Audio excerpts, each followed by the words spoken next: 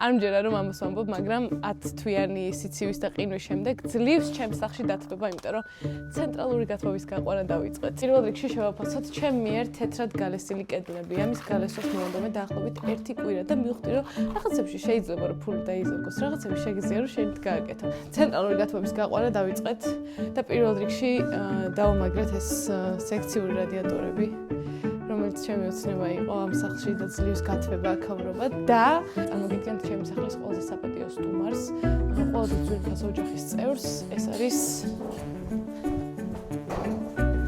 არის ტონის ქვაბი, რომელიც იზრუნებს იმაზე, რომ ჩემს სახლში სიტყვა იყოს. პარალელურად გაგვყავს მილები იმისთვის, რომ ეს ყველა გამათბობელი, სექციური გამათბობელი ერთმანეთთან იყოს დაკავშირებული.